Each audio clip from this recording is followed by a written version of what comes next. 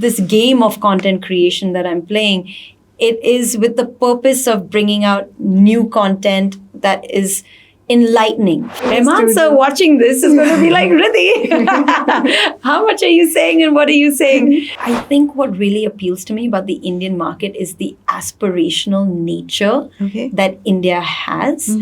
And it's, you see, everyone's hustling to make a better life for themselves or a better product or just do better.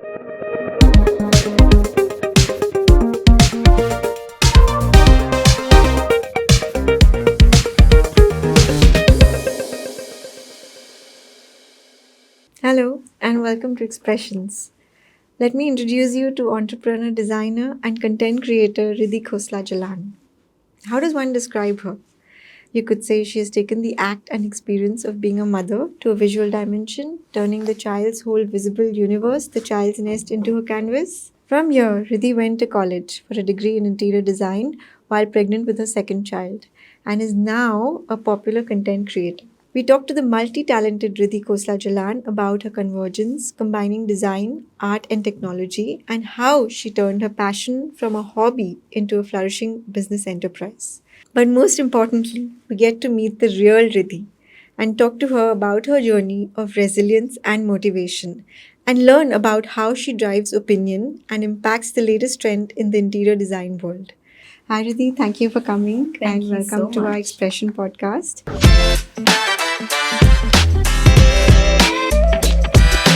How do you go about, planning your content or doing your content? How do you work on it?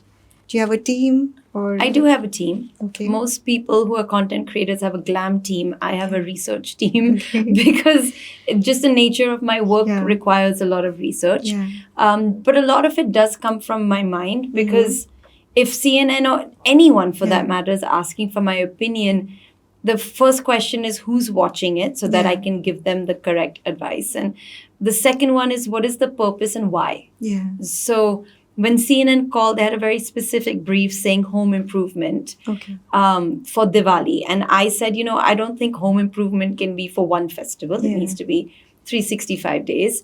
So they said, okay, we leave it to you. And I knew the people watching come from all sorts of backgrounds. So it needs to cater to anyone with any kind of background, different affordabilities, different exposure levels. So then I picked topics that I thought would be apt for them and they can actually implement in their home. Wow, I love the way you've done so much thought behind. It's amazing.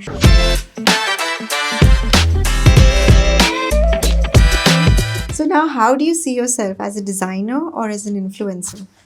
Oh, such a good question. I ask myself all the time. So I'll tell you a story. Last year, when I started content creation, I just saw the number of followers skyrocketing. I would wake up and there would be 20,000 new followers or 10,000 new followers, and I wouldn't understand what is happening. So I reached out to a friend whose name is Joshua. He's one of the best, I don't know if do you know him, Joseph and Joshua. Okay. They are the best photographers in the country. So if you've seen Anushka and Virat's pictures, Ambani's wedding pictures, Alia's wedding pictures, all shot by them. Okay. They've also done a lot of ads for See It and other places. So very good in this space. Mm-hmm. I don't know him at all, but reached out and I said, please meet me at a Starbucks and I need to rent your brain for 1 hour because there's no one else I can talk to. So while I met him, he helped clarify that thought process. And he said, Ridhi, now that you're on content creation, you have this follower base growing, you are a media personality whose niche is interior design. I said, now that you put it that way, I understand. And he said, you need to decide. Now, do you want to continue as an interior designer or focus as a design content creator? And I think instantly I said, I want to focus as a design content creator because no one has done that. Yeah. And I think that's the challenge and that's the excitement. There are many designers, but there's one design content creator. Yeah, as of now, there are many, many, many coming in the luxury space. So that was an instant decision. So I think I see myself 60, 70% as a design content creator. but that 30% will always stay as an interior design. I don't think that will ever go. Yeah, and you've also very beautifully picked up the business part of it. I can see when you do all your target and who's watching in different backgrounds and that kind of a thing. So, according to you, how do you define a content creator or an influencer? What is the definition exactly? So I think that term is used very loosely. Yeah, exactly. And unfortunately, the word isn't doing justice to what a lot of good people do because it's just been manipulated. But it genuinely has to be where you are influencing. Yeah. That's the core of the word. So if I am talking about a certain product that I think is really nice, if I have influenced another interior designer or someone making their home and they think, yes, this product is really good, let's use it in this project, then I think I have been an influencer. So that's my barometer. So with every brand or product that I talk about, I always call them and say, how is the feedback? Yeah. How many phone calls did you get? What were the potential inquiries that you got? Yeah. So that for me is true influencing. Yeah. But you also know that, it has a huge responsibility on yourself because there are negative and positive influences and impacts on the youth, on the generation now. Yeah. So have you ever thought about this? I have thought about it. Yeah. And I'll be honest, I never want to become someone I don't recognize. Yeah. So I saw a lot of content creators looking perfect hair, perfect skin, perfect outfit. And I said, I can't do that on a daily basis. It needs to be me. I've never used a filter. There are many times I've shot without makeup. So it's 100% me. So in terms of visuals, I keep it as organic and simple as possible. In terms of the content, because that comes with a lot of responsibility, I do as much research as I possibly can. I have a lot of brands send me samples at home. And if I don't like it, then I say, I'm so sorry, but I can't feature it. I use very polite words, but it doesn't get featured. So out of 100 brands approaching me, I would say yes to 1 or 2. Because I know people are spending lakhs of rupees on what I would be saying. It's not one lipstick. It's a huge product that they would be investing in. So that pressure is always on. Yeah. Because we recently had someone who's a fitness coach, okay? And we were telling him that you also, because he also does a lot of pep talks and, so we said that, can we call you a fitness influencer? And he said, no, I don't want to be called that because influencers are paid for what, they're doing. And I'm genuine, I'm not, I want to maintain that sort of discretion. So you were just mentioning about it that you don't accept things that you don't feel that it goes with your style or goes with what you believe in. I think if I have to take 100% content, 60% of my content is actually pro bono. Okay. It's done for brands that don't have marketing spend budgets. Okay. I've literally found them through research, emails, talking to people. And the other 40% that is commercial, that also goes through a very stringent research process where I have to talk to the owner, I talk to the team, I ask people around them, I ask for the warranty guarantees, I ask for samples, and then I say yes. So I'm very particular about that balance. Yeah. And you seem to come up every time with something so unique and unusual. and how does that happen? I mean, I'm amazed that, why, I've never seen this. So whenever I have a look at your content, so what goes behind that? I feel I've set myself up with this strategy because I started with the intent of wanting to know what is new and what is the latest in interior design.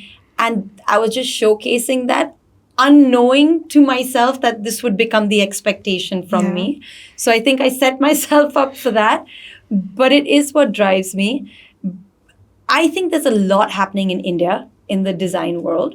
There are a lot of brands that reach out to me. There are a lot of brands I reach out to. So it's a mix and it kind of just happens organically. But after COVID, the design industry in India is just booming. And I'm so happy to see even the smaller cities creating such amazing design that it has to be captured and it has to be put on a platform like my page where people can see. And it's an honor for me to do that because you look at the rest of the world and then you see how India's churning out design and you're like, I have to be part of this movement. Yeah. Lovely.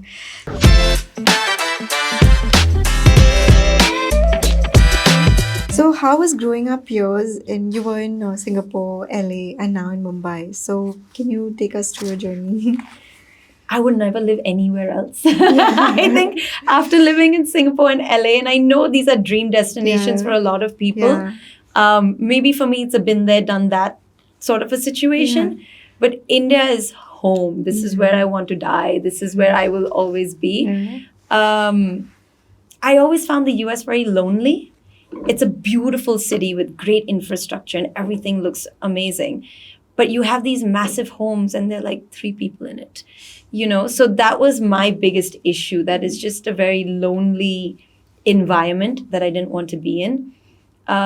Singapore, I don't know. There's no criticism as such. It just never got me very excited. So you studied there in Singapore? I studied in Singapore from 2nd to 8th grade.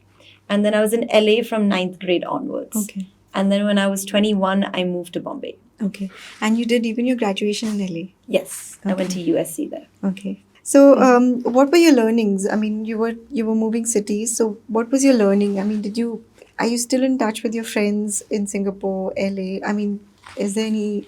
But when we grew up, we didn't have social media and WhatsApp the way we do now. Yeah. So I have kept in touch. One of my closest friends from Singapore, closest friends from LA, but it's hard to have a big group. Yeah. So whoever I could keep in touch with through the years with limited technology, I have. Singapore's still home for me. LA is still home for me. My learnings, I think, has been more of what I don't like instead of what I do like. Okay. So I know from the US that I don't like isolated areas. I like this India concept where the door is open and there's always something happening. My learnings from Singapore is that I think I like it a bit more organic and a bit more natural. Yeah.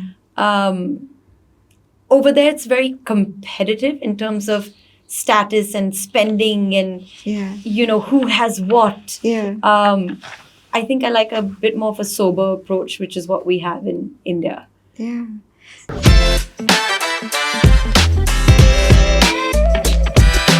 And I also heard about your amazing house in LA. And it belonged to Stan Lee, the creator of Spider-Man. Yes.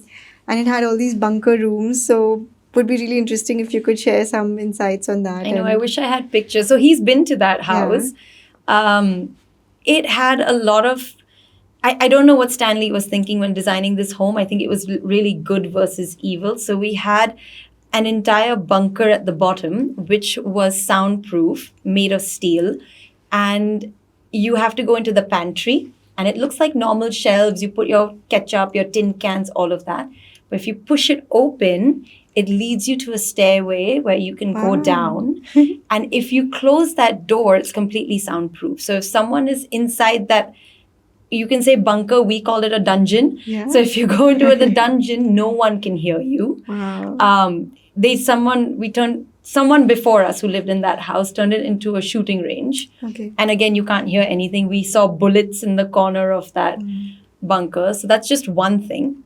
Another thing he had was a spy room right on top of the house. So when he built this house, it was on top of a hill. Okay. And there were no other homes around. Okay. So he could sit there and watch, from on top of the mountain, who's coming, who's going, what is the movement. And it's 360 degrees. So that was another thing. It became a hiding spot for my sister and I more than anything else over time. And then under the staircase, he had a door, which most US homes have as storage. So you open that door and you go inside. But if you crouch, there's actually another door. So you go through that second door, and over there was a satellite phone. Because back in the day, you had landlines. So I think he was very scared that someone will cut the landline and he won't be able to communicate with anyone. Okay. So that was one of the first satellite phones that was installed there, which was, again, great for hide and seek because I would always win. No one would ever find me. But there was a lot of paranoia, I think, when he designed this. There's also a safe behind a safe. So in the master bedroom, or the primary room, what it's called now, is you have a his and hers walk-in wardrobe. In one of them, you open a cupboard which has a key and there's a safe. And then if you push at the back, like this one panel, an entire safe opens up inside. And then you go in and it's like, and you can walk inside. And that's where you hide all your valuables. So, Wow. And some coincidence that you came across this place and yes. So we didn't know it was his home. My parents just liked the house because it had cathedral high ceilings. My bedroom opened into the pool.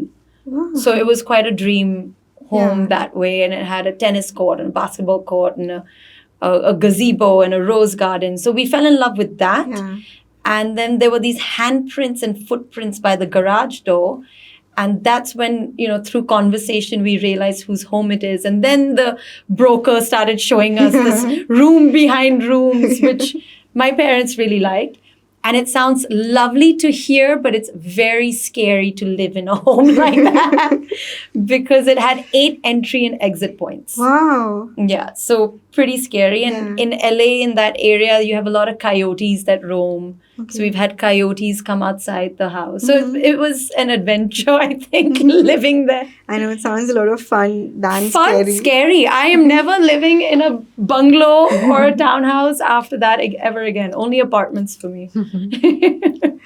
So was it difficult being pregnant and pursuing your course I think you were doing an interior, would you like to share? Interior design course. So I first studied finance And you were really marketing. young also that time, I even was when your first 27. child. Yeah, so I first studied finance and marketing Okay. when I was 18 to 21. Mhm. And I realized that this was not something I really wanted to pursue.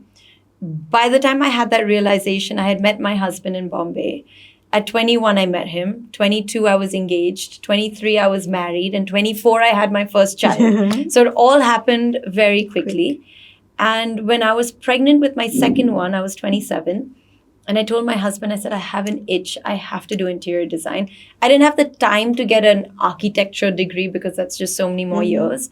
But I said, I have to do this. So obviously, I need his support, my in-laws' support, my parents' support. And everyone was saying, yes, Ridhi, you must do it. So with that, I kind of went gung-ho, not knowing how tricky it would be. So during the day, I would be with my elder daughter. And as soon as she slept at night, I would sit with my drawings just to get my homework and everything in. I had a miscarriage through that process. And I think my education formed a distraction because there was just so much happening with one child and school and obviously family life and in-laws and all of that, that I kind of just swam through it, like didn't even realize. And then got pregnant again, and I was literally the pregnant lady in class waddling around, and all these other kids, and I'm saying kids because they would call me auntie. And I was like, I'm not an auntie. I'm 27. Don't call me auntie. So I think it was a cultural shock for them. Coming from the US, it was a very normal thing for me to do. But I was the only one who was 27 and heavily pregnant. And I think the college was very kind and the students were very kind. And it was a And you did good it. I mean, experience. it's tough, but you did it. It's amazing. Yeah. So what was it like being a young mother? As in, what were your thoughts? How were you managing everything? I think if I had to do it again, I would do it exactly the same way. Yeah. My daughters and I have the same taste in music. We wear similar clothes. Sweet. I don't know if I have an identity crisis now where I think I'm younger than I actually am, but we're growing up together. I'm discovering myself while they're discovering themselves. So it's very candid, our conversations. I like the energy I had when I was 20, raising them. I think if I had a child now, it would be a lot more Exhausting. exhausting and maybe a bit more of a mature approach. Like, beta, do it this way, do it that way. But when I was younger, I'd be like, let's both of us do it like this. I'll come with you. Let's do it together. So that I think age does matter. Yeah. And if I could tell my girls, or if I could influence them in any way, it would be like, please have kids young. Yeah. And what are your daughter's name? Ariana is the elder one, and Alekha is the younger one. Beautiful. What does it mean? And what was your thought behind keeping these names? So I think because I've lived in so many countries, Yeah. I wanted their name to be very global and easy to say. So the way it's said is the way it's written phonetically. So Ariana now is a global word. Everyone knows this word. And it means in Hebrew, someone who's a leader, someone who leads the tribe. So like Aryan, Ariana, that kind of a concept. And it's translated in many languages. Alekha is a Sanskrit word where you have the word lekhik, who is a script writer. So someone who writes her own destiny. So that was the thought process behind it. So when I was doing my research, I came across something saying that you have 4 children. And I was like, wow, and she doesn't even look like it. So do you have 4 children? I wish I had 4 human children. I have 2 human children and 2 furry children. Okay. So therefore 4 kids, but 2 from me physically. I wish I had 4 though. That would be a party in the house. But no, just 2 humans, 2 pups. Okay. Yeah. Very nice.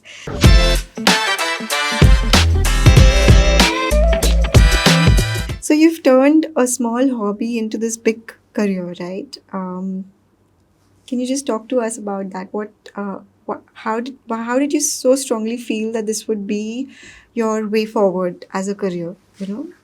So to be honest, when I started, I didn't think it would be a career. Yeah. I was hopeful that I would have enough followers watching me for it to be a respectable position to put myself out there. Because as you know, as I'm sure, it's vulnerable putting yourself out there. Absolutely. So I did it, but it was never something I thought would turn into a career. I also think I have very low EQ. I think I just naturally don't have that gene. So even if people said, Ridhi, I don't think that would work. And like, are you sure? You know, influencer, you want to be an influencer.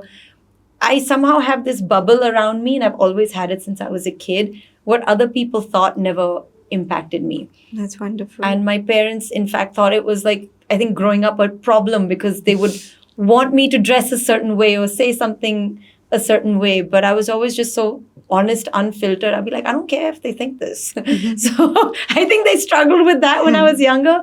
Turned out to be a blessing now. Yeah. But it was something that I felt I needed as an interior designer. I wish someone gave me this information as an interior designer. And I just felt that if I need this, living in a city like Bombay, which has access to everything, then imagine everyone else around India, what access they would have. So let me just share whatever knowledge I have and see if it can help someone else. That was the thought behind it. And it turned out that wonderful, actually. It turned out well. Yeah. So when you spoke about this, that you put yourself out there, right? And you were not scared. I mean, you were not basically, I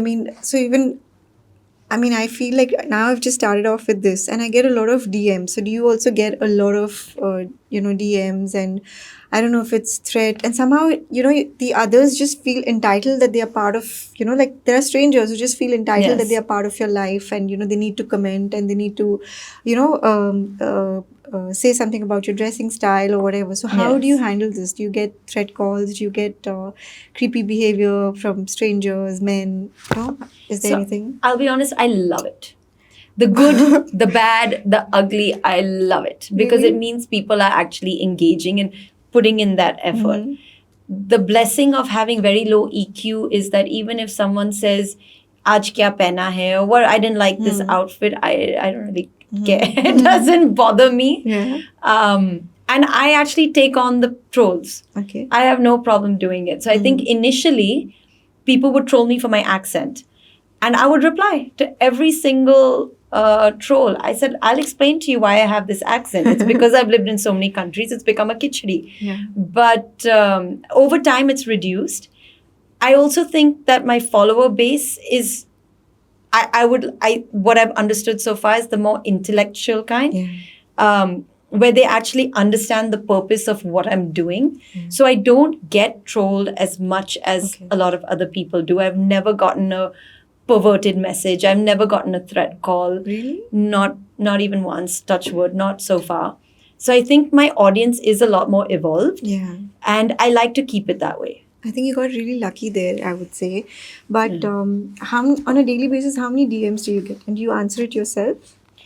So I answer a lot myself.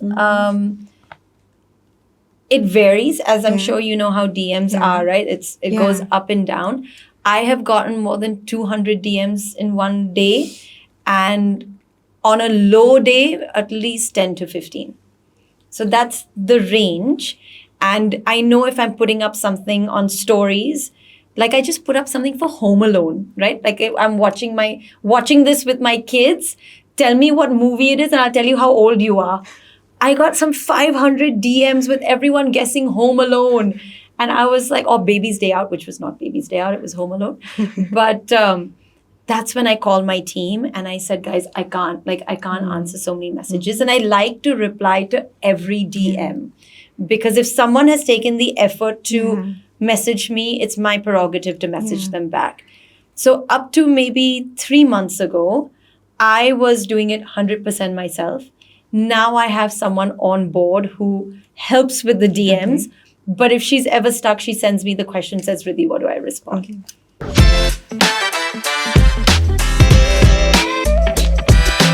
So I know you started your work with something called Little Nest. I'd like to know what was your inspiration behind doing that, and how was your journey with, and how are you growing with Little Nest? So I was 27 when I went to interior design school.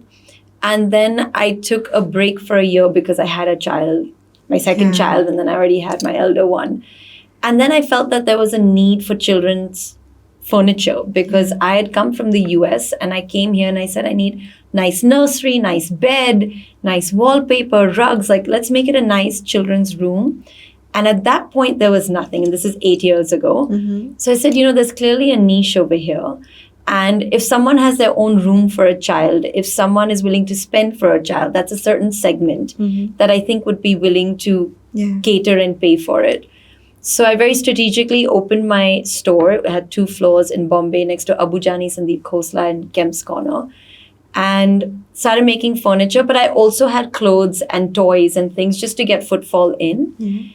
And that led to clients saying, hey, Ridhi, if we're buying all this from you, will you just do the whole room? Okay. So I said, okay, fine, I'll do the whole room.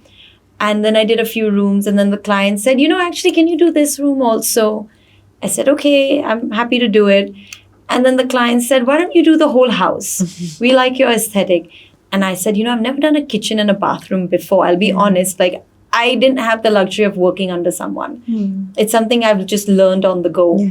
So they said, hire a consultant with you if you need, but we want your aesthetic.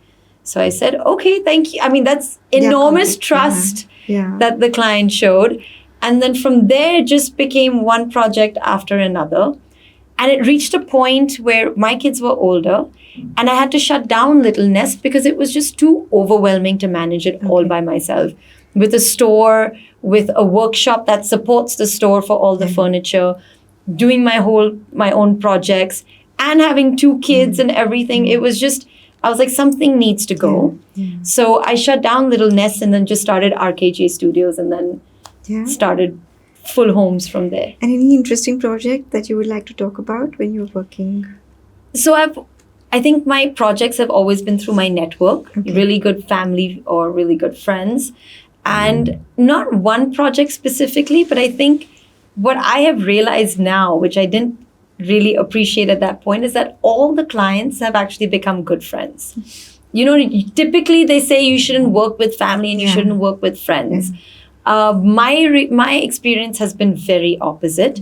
In fact, friends who I knew casually, not too well, ended up becoming very good friends, and we've gone on family holidays together after this experience. So I think that has been really special to me.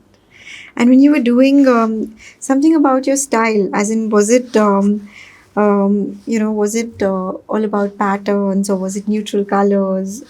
Is there anything that you particularly stuck to when you were working? So I think in terms of style, it's not one specific style. I don't have one signature style, and I hope I don't have that one signature style, because a home has to be designed around the client's personality and their requirement. Yeah. So we've had someone who says we want French and Indian come together. I've had someone who says I want a very minimalistic Zen vibe where I come home and I don't see too much clutter. So you have to design, Based with on what the client yeah. wants. But I've never leaned towards vintage or contemporary too much. That's just not what, or this maximalistic, like that's just not my aesthetic. But I do like a bit of a modern sense. I'm happy in that zone. Okay, elaborate a little more. Modern means I like grays, I like blues. I don't like too much color. I like pops of color, but if you tell me paint the whole orange, the whole wall orange, I'm probably going to advise you against it.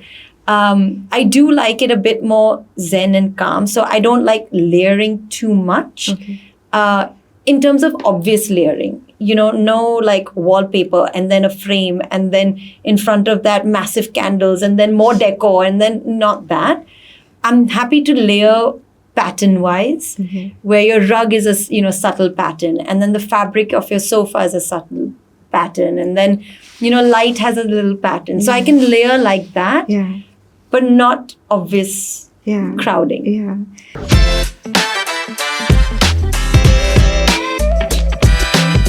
So in your research or experiences, people are doing their homes. They sort of incorporate expensive rugs, expensive sofas. Is there any sort of hack for maintaining them? That have you come across something new and? This is the number one question people ask. Because if you're spending so much money, you want to maintain it. And honestly, the number one way of maintaining something is creating a protective layer over it. So you do get this nanoteching technology where you can literally spray your upholsteries and make sure spills are not, they don't go into the fabric for too long. Having said that, you get fabrics inbuilt with that nanoteching technology. You also get these plastic mats that you can put on top of stone surfaces or different types of surfaces. I saw the reel. Yes, which I think is great for people, which basically means that it looks like marble and it's shiny and it's glossy. So even if you spill, you don't have to worry about it. And, that's kind of it. Don't serve red wine at home.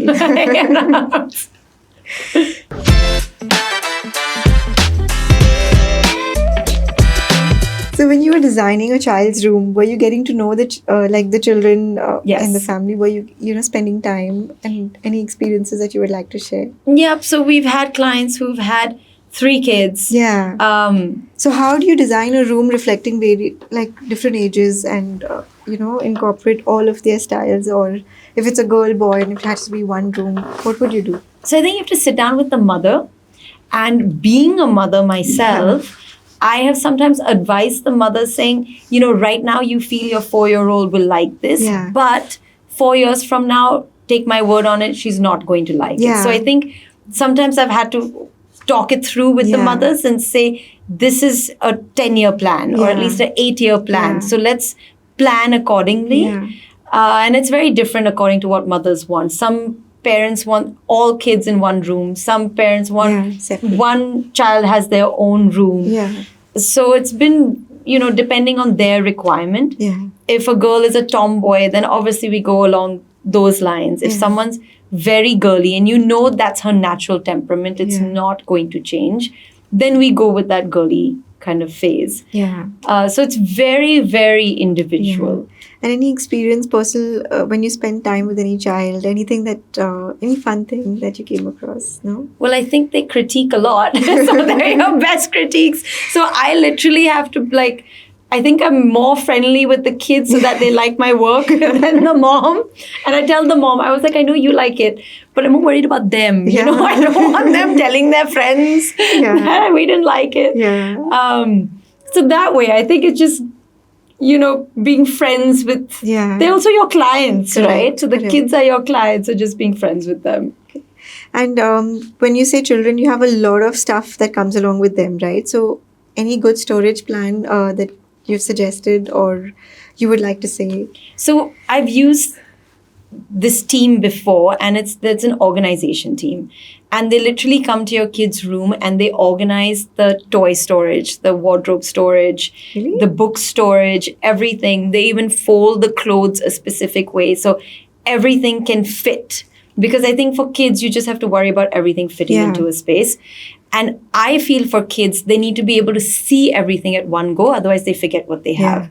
So you actually have storage organizers. And that opens up a lot of space. So that I really do recommend. Okay. And who is this person? Organize with ease, methodize. There are multiple people doing this. And it's very city-wise. Okay. So you have to find people in your city Yeah. who can do it.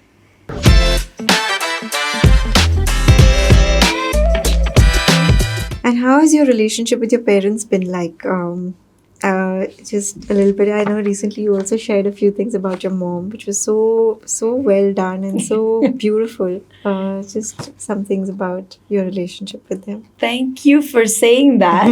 I'm very, very close to my parents. So they have... The reason we shifted from Singapore to LA is because my sister got into USC, the college. And my dad said, my one daughter is going to go to the US. My second one will eventually go. What am I doing in Singapore? So we will all move to LA. And because of that college admission, we all moved to LA. So I think that shows their devotion to parenting and their devotion to being with us. I've never heard of this actually before. So it's a lot of pressure on my husband now because I'm like, I have 2 daughters. I'm moving wherever they go to college. So they are very, very mindful of their parenting technique. And my mom and dad have never criticized me. Yeah. I think they've always said really, and given me space to do what I want to do it. I think they realized when I was young that I'll always just do it my way. That's just who I've always been. And they gave me that leeway. I also think they were so busy building businesses that I got that time and that freedom. So it was a good balance. Yeah. Having said that, they both worked out of home in a time before COVID when it was not normal and they would be judged for it. So when we were in Singapore, my dad first took actually the maid's room, turned it into his office and said, I will work out of here. And the entire staff would sit in the living room. And if we had a party, we would quickly convert the whole living room back. So that's how they started off, and my dad had 2 jobs at that point and then built his business, his everything, touch wood, the empire, whatever he's built now. And your mom was working too? So my mom was also working, and that was a huge reason why they work from home, because my mom's like, I can't go to office and look after the kids. So that way I always had access to them, even though I had 2 full working parents. So that again just shows how much involvement and how seriously they took parenting. And if I called or my sister called, no questions asked, my mom would, stop whatever she's doing and pick up. And that happens even now. Yeah. I'm almost 40 and that happens even now. Do you follow that with your daughters? Don't ask me that one. I wish I did. And I explained this to my mom because she's like, I did this for you. You have to do this for your kids. But I was like, Mom, at that time you didn't have WhatsApp and you didn't have iPhones. Yeah. The amount you can access someone is much higher now. Yeah. So it's very difficult. So I definitely try. They have different ringtones. So I know when they are calling. I'm not as good about it as my mom, but I definitely try. And where's your sister now? She's in Mumbai? She's in Mumbai. Okay. I am married to my brother-in-law's school friend. So it's very easy for us to kind of constantly meet. In fact, when I got married, my sister was married 1 street away from me. So when I moved from LA, I had my sister in Bombay. So that was my saving grace. And she has 2 kids, similar age to my kids. She has an amazing costume jewelry brand called Munch. Okay. And we're very, very close and we meet all the time. Lovely. So what is the funniest story about you being a mother? Oh, there's so many. I have, sometimes when you work too much, you lose dates. Yeah. And when your kids have to go to school dressed for what? Yeah. So I have sent my daughter to school dressed completely for a play on the wrong day. So she has gone to school and she called me from the principal's office saying, Mom, today is not my play. And I was like, I'm so sorry. I'm sending a change of clothes.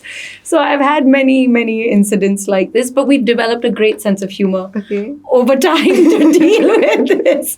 Happens a lot. Okay, Yeah. great. So what is the sweetest thing your daughters have told you about your work? I think they're very proud of me. Yeah? They are very proud of me. And when I started, my kids filmed me. Yeah. So they've been involved from day one. Yeah. Anything my daughters film me for goes viral. Yeah. So I call them my lucky mascots because they don't have time now, but whenever I can catch them, I'm like, you film me now. We'll get it edited, but you film me. So I think they are very proud. There are people who go up to them and say, we saw you, you're Ridhi Khosla Jalan's daughters. So they get a sense of pride. They don't understand what CNN and Vogue is. But maybe one day they will. Yeah.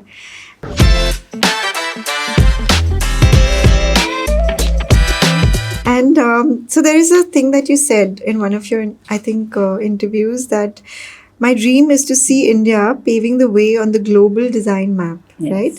How do you foresee this happening? What did you have in mind? This is something I wish I see in my generation, and it frustrates the daylights out of me because India has so much in the world of design. We have the creativity, we have the workmanship, we have the entrepreneurial spirit, and yet we're not at the cutting edge of design. I think whenever an Indian looks to design their house, they go on Pinterest, and these images are all from the rest of the world. And we're so heavily inspired by what's happening in Europe. I think India has so much scope, and I think the doors are opening now, especially after COVID, because when you have the biggest design festivals like Salone happening in Milan, the whole world goes and congregates in Milan. I hope people start coming to Mumbai or Delhi, and it happens in India where designers from rest of the world come to see our products. Because everything gets outsourced to India. But no one actually comes to see the brands and the creativity that we have here. So I really hope in the next 10 years, 15 years, India becomes the hub for design.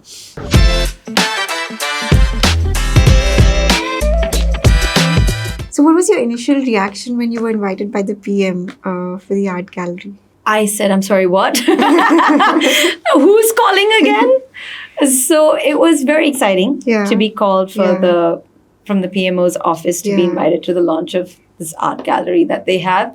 We'd love to hear about the experience and your feelings and your... So very different experience. The Ministry of Culture also gets involved into this. And it's not like a Vogue event. It's a very ministry-driven, government-driven sort of event, full of news channels over there. I was the only content creator there, especially from the world of design. But it does give you a sense of gravity, that how large India is. And one of the things I saw is all the gifts that our Prime Minister has received. And you see the intricacy in the thought, because anytime anyone gives something to our Prime Minister, there's a lot of thought that goes behind it. So that was a very eye-opening experience. And for me, it was a bit overwhelming saying, I have been called for this and invited for this. And of course, there were a lot of ministers there that were participating as well. So that's something that's always going to be on my list of things achieved. Your other list of things and your manifestation power, because I've read about it and it'll be very interesting. But I want to come back to PM and I want to ask you that what happened there and what did you see? What did you learn? You also curated a list of some favorite pieces there, if I'm not wrong. So curated means my favorite list of pieces. But it was a gallery showcasing a lot of the gifts and a lot of monumental pieces that he has received. So a lot of times you read about the news that this item was gifted. And what the Prime Minister does is that everything gets auctioned off. He doesn't keep anything. The government doesn't keep anything. And all the funds then go into an NGO that has been selected for that year. So you literally walk through and you see and you learn the history, and a lot of international relations actually comes into limelight in each of those pieces. So that was really interesting. And then I walked through and saw some of the pieces and art pieces that I liked. And what I later learned is that, this is just a fun fact, one of the pieces was gifted from the Ambani family to Sri Narendra Modi. Okay. And the artist is based in Ahmedabad. And I ended up going to an exhibition later and I met this artist and I didn't know it was the same artist. And he said, Ridhi ji, I have to thank you because I had gifted that. I mean, I have created that. But unfortunately, his name was covered at the back. So no one knew in the government who the artist was. And he said, because it was on the page, someone from Nitin Gadkari ji's office called him and said, we now know who the artist is and we really like it. And we thought we'd just let you know. And then I think there were some orders placed after that. But it was just so heartwarming to know that that video went from, the PMO's office and all this came together and it impacted an artist's life.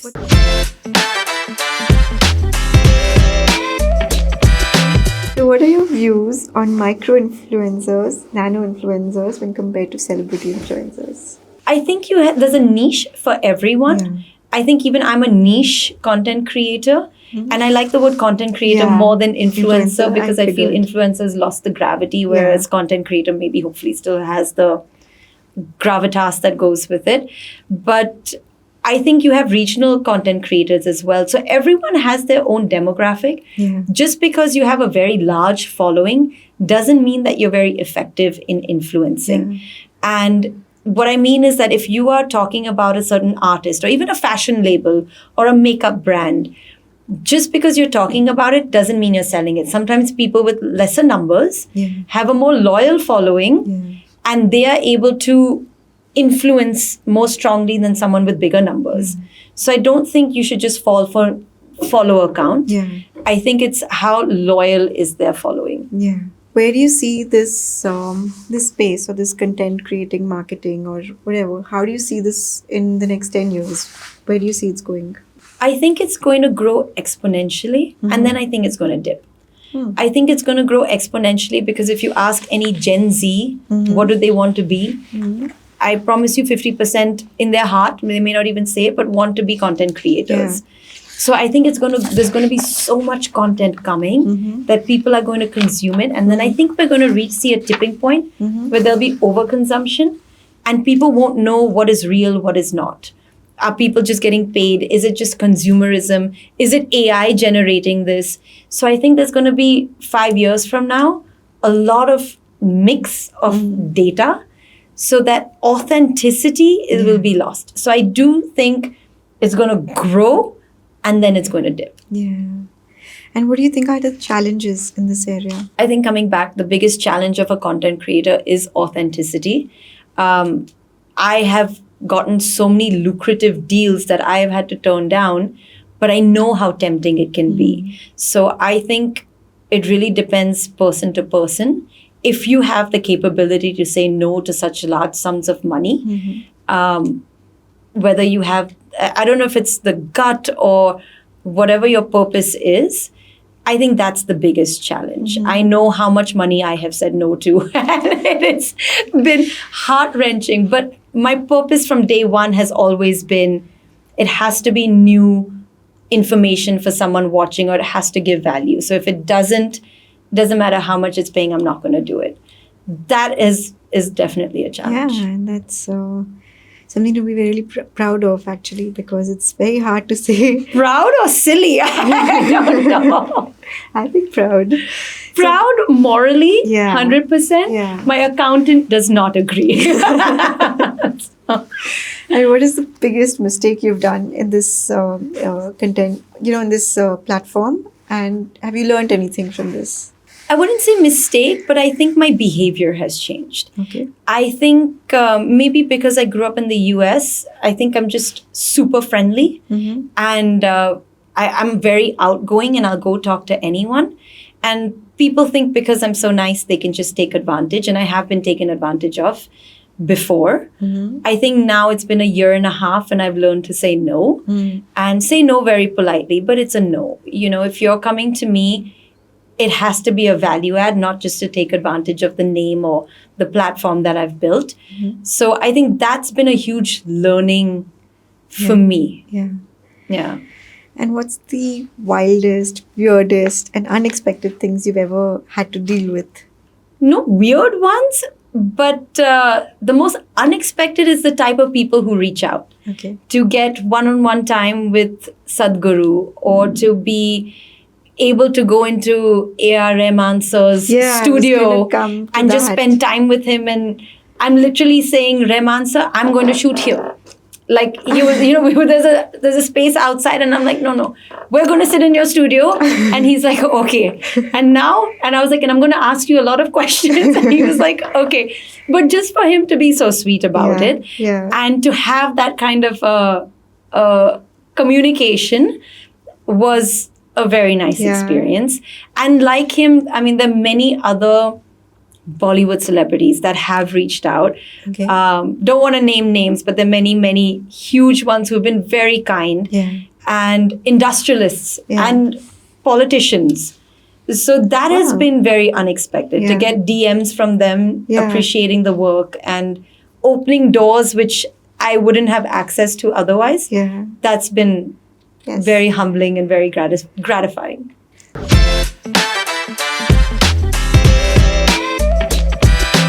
But I want to hear more about A.R.Rahman and what was your experience inside the Rahman studio. sir watching this is going to be like, Ridhi, how much are you saying and what are you saying?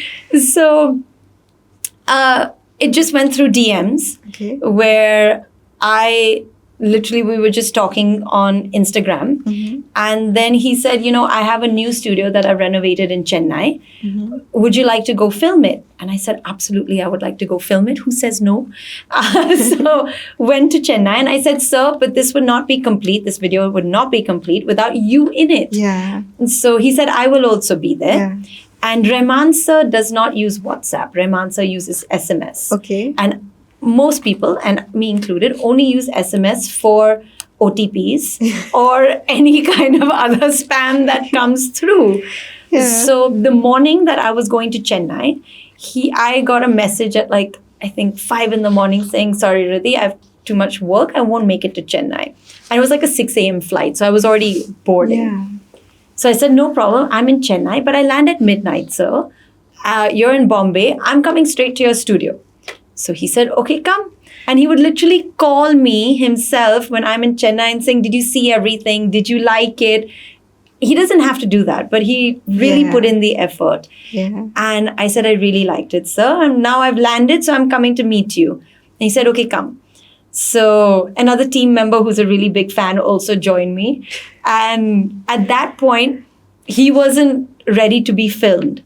So I said, so we just met each other and I saw his Grammys and his Oscars and all of that. And I was like, I don't know about you, I'm taking photos with these Oscars and Grammys because I don't know when I'll ever get to hold one again.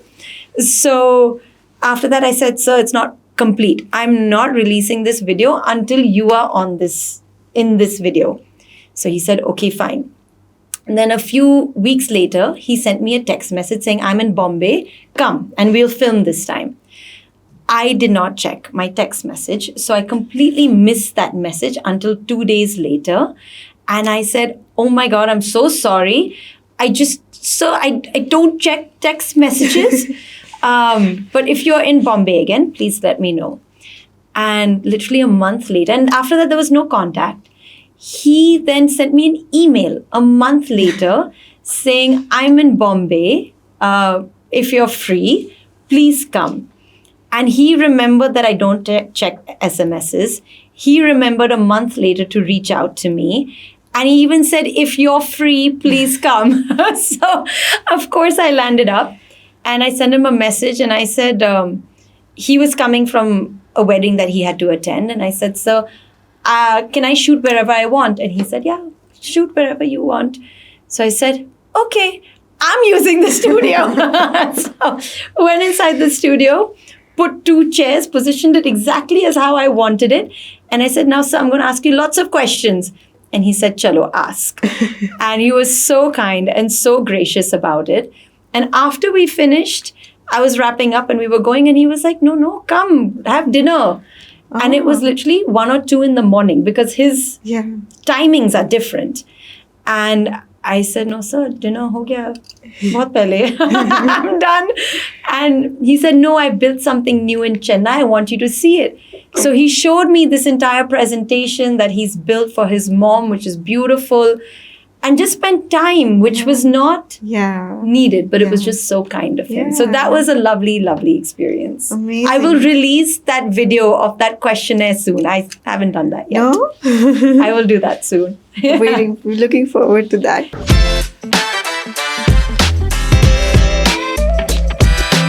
So there is this growing concern on how social media influencers, content writers, they shape opinions, behavior of young minds. Okay, and they also perceived as role models and trendsetters and stuff like that. So how do you handle this, especially when you are on your own an embodiment of success, popularity, and beauty, I would say. So All the concealers working. I don't see that. There is a certain amount of responsibility Yeah. there because We spoke about this, but a little more on how you feel about how it's affecting young minds. I think it's really affecting young minds. I think you have to be very mindful of what Yeah. you are searching on any social media platform because the AI will just give you more of that. Yeah. In fact, I will take this answer as a mom. Hmm. I think as a mom, you need to check your child's AI. Yeah. You know how you check WhatsApp messages Yeah. just to make sure everything is kosher? I think you have to check the AI and you can actually change the AI. Mhm. So you can put Oh. on CNN, BBC, Express. You can put all of that on. So your child doesn't even realize it, but that's Yeah. what starts coming into the feed. Yeah. So that is something I would definitely recommend. Just alter the AI and keep an eye on it. Mhm. But I do think that is a growing concern. And it's very difficult to manage that in this day and age because unfortunately, the integrity of the person is not highly valued Yeah. as opposed to what they look like visually or how it makes someone feel at that moment. Yeah. That's something that I think parenting just goes a very long way. Yeah. And also in one of your social media posts, you've mentioned that design your life the same way you design a room with purpose and passion. I really like that. So, what was your personal experience about this? Thank you. When I said you have to design not just your room, but your life Yeah. with purpose and passion, is because I think I, as a person, am very passionate about something when I Yeah. do it. Yeah. For me, it's And it comes all across. or Yeah. nothing. It's Yeah. 100 or 0. Yeah. And I think purpose is very important. Yeah. You can only sustain that passion if you know why you're doing Yeah. it. So even this game of content creation that I'm playing, it is with the purpose of bringing out new content that is enlightening for interior designers, architects, or anyone who's into homes, or whatever's the latest in design. And I do it with the passion because it gives me joy. So I think you have to find your own passion Yeah. and purpose. But that is two things I would instill into my kids, hopefully. And anyone else watching, I think those are two very important qualities.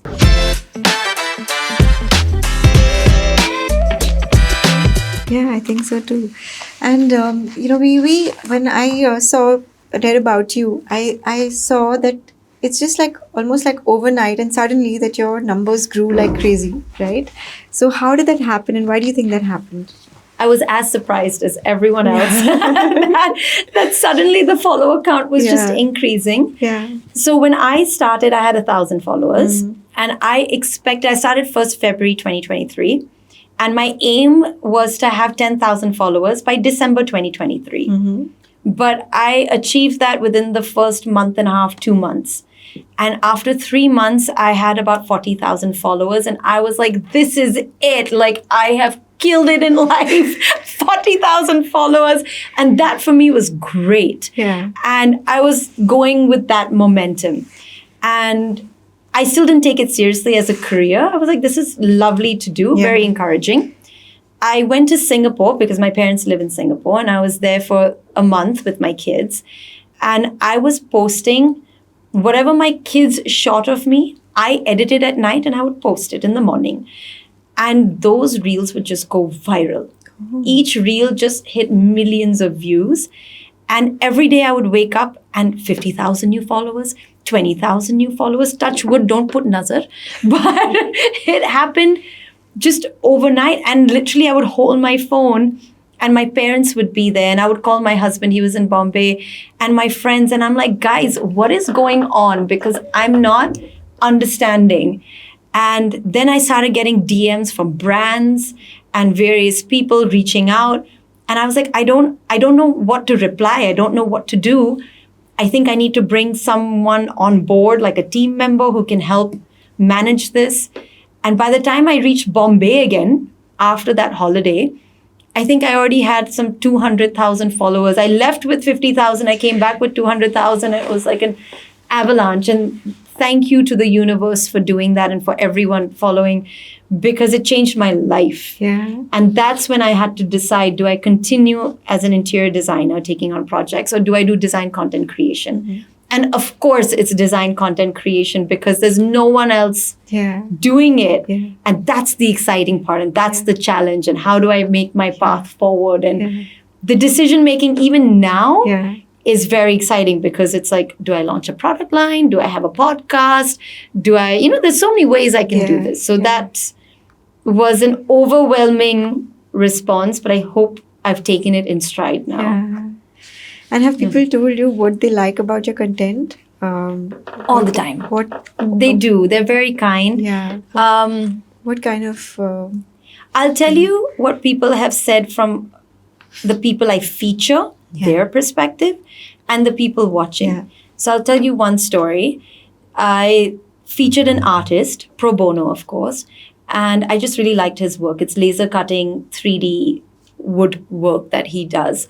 And before I went live, he had 3,400 rupees in his bank account. And when I posted this, within a span of 48 to 72 hours, he got inquiries worth 40 to 50 lakhs.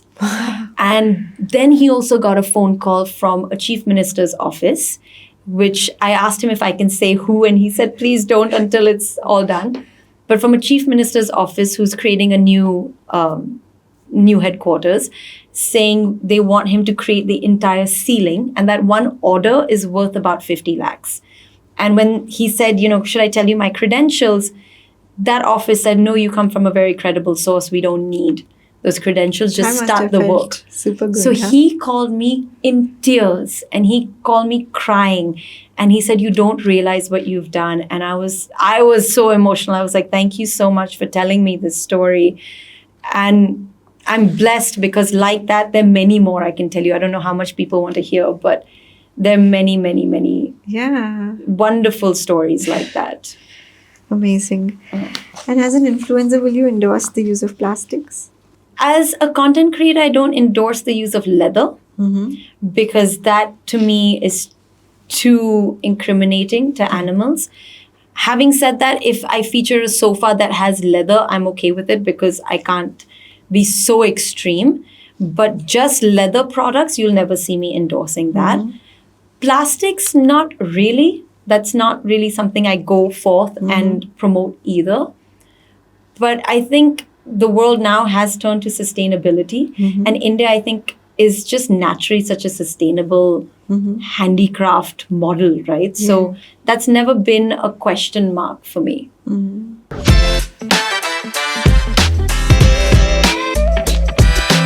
You've done home tours of several clients. Has anyone asked you about your own home?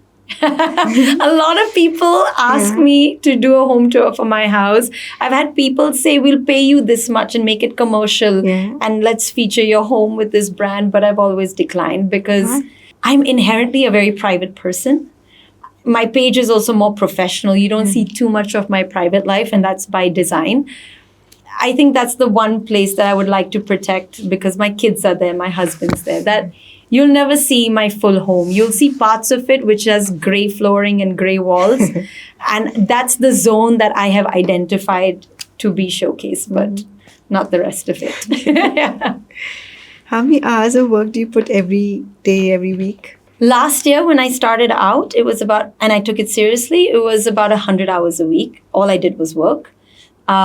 Even work, I mean, my family took a back seat. And I told them that it would be the case for 6 months and they supported me for it.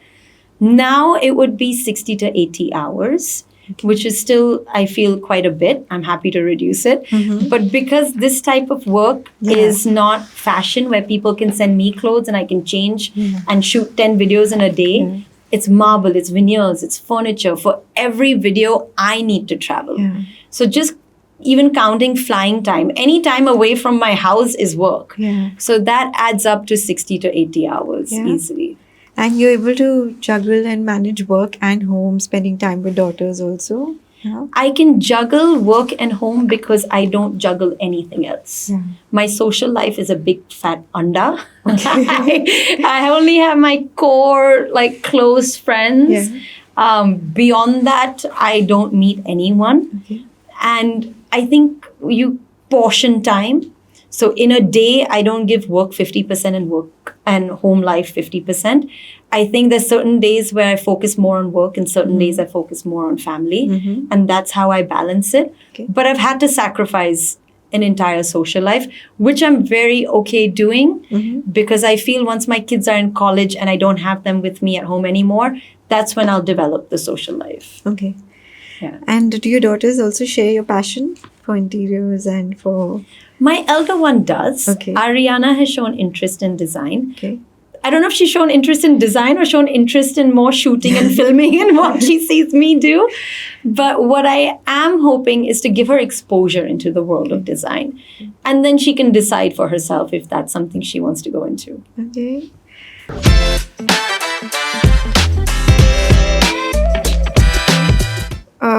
What is it about the Indian market that appeals to you? Is it heritage, intricate designs, or a combination of, tradition, modernity? What is it that sort of...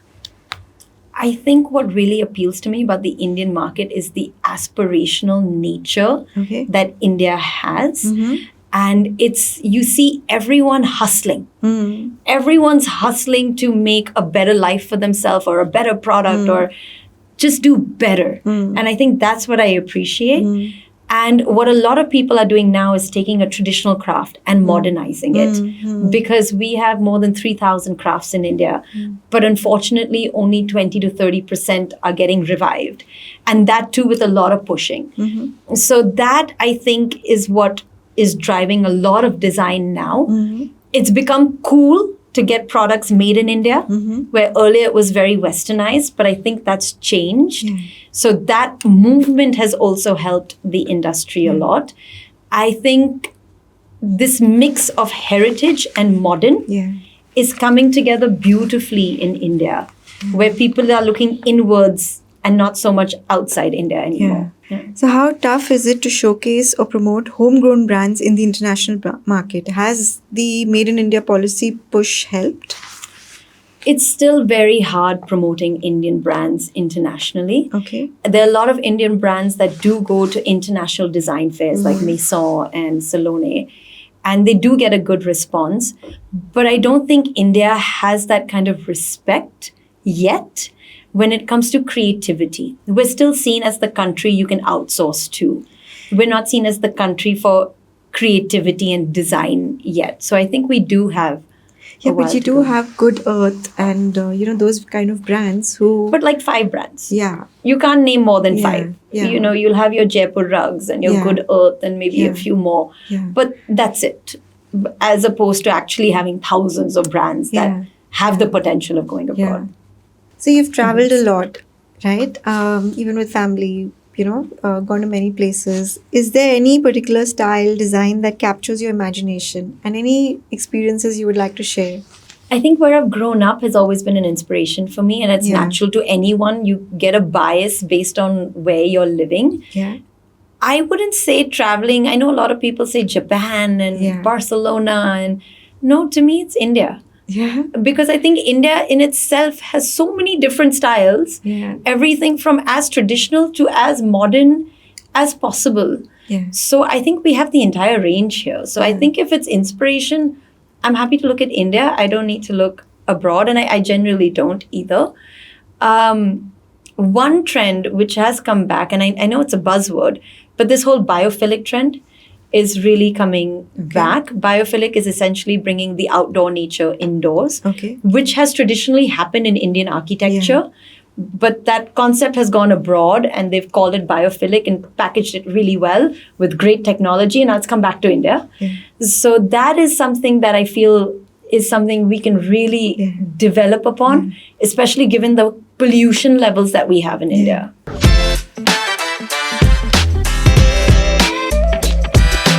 And you've also traveled a lot with family. I saw on your Insta page. So, any experiences, any particular different place that you've been to where we all choose Europe, we all choose usual places. So, anything different that you've done with family? My daughter had a request that she wants to hold a koala bear. Okay. So I said, that's fine. Okay. And then we brushed it off. But for months continuously, she would say the same thing. Ironically, when I was younger, I had the same request. She heard a childhood story of mine and it got stuck in her mind. And she's like, I want to do it as well. Australia? So we ended up going to Australia. But certain states in Australia, it is illegal to hold a koala bear. So we went from Mumbai to Singapore as a stopover. We then went to Sydney. And then we flew to Brisbane, because in Brisbane it's legal, to this one sanctuary that lets you hold a koala, which required a 3-hour train ride. So we have literally gone everywhere just so she can hold this koala. And you only get to hold the koala for a few minutes. It's actually quite heavy. And I was like, you will stand there until I take 50 photographs and 20 videos. So I have proof that we have done this. And then take the train ride back to Brisbane, fly out, go via Singapore and come back to Mumbai. So wow, that was like a lot. That's a lot. I was like, be careful what you ask for next time. Thanks for sharing. And I'm more curious about your bucket list, because you mentioned that the CNN and even the PM, it was all, and you've been manifesting these things. So would really be curious to know what are the other things on your bucket list? So I'm big on manifesting. I wasn't until 2 years ago. And I write down everything I want, as crazy as it sounds. And then I chant for it. And I visualize that I've already received it. And there's a whole process that I follow that I should probably talk about. A lot of people DM me for this. I should talk about it. But the next thing on my bucket list is difficult to say. I think I want it to be larger than Instagram. Whatever I'm doing, it needs to be one step further. I don't know how, I don't know what or where or how this is going to be achieved, but I feel it needs to be one step more. So bucket list, maybe have a show about interiors in India or internationally. I think that would be really nice. I see you coming up with a lot of exciting stuff in the future. I mean, I don't think it's just going to be with interior, but you're really so super multi-talented that I think it's going to go really well.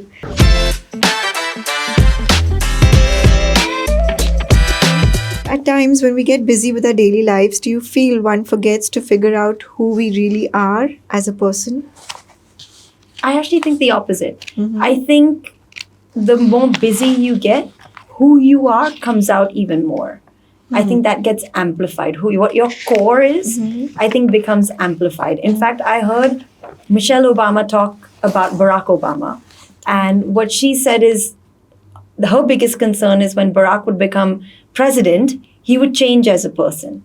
But what she realized is that who he is became even more apparent because in stressful situations, how you react is so inbuilt. So I think that is very true. So I think when you are working away, your distractions kind of lose out and your core 5-6 characteristics become more amplified. Right. Do you handle stress well? I do. I think that is one thing so I the meditation can say. Works well because of... So I don't meditate. I probably should meditate. No, the chanting that you said. So I think chanting does help. But I don't get stressed because I'm just an optimistic person. In my head, I'm like, ho jayega. I'll figure it out. Or it's happening for a reason. That it's okay. That's wonderful. So I don't get too stressed.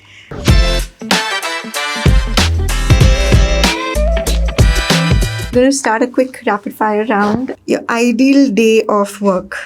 Wake up at 6, chant, send my kids to school, go to the gym 8 to 9, come back, start work from 10, work till about 4 p.m.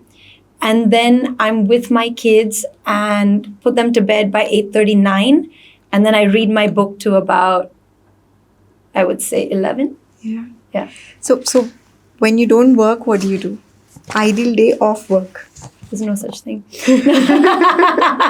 Honestly, I work every single day.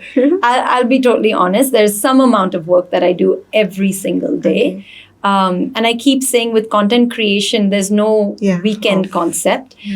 Every day is a Monday, and I love Monday. Do you ever plan to retire? I hope not. I might slow down the pace of my work, but retirement is a hard one.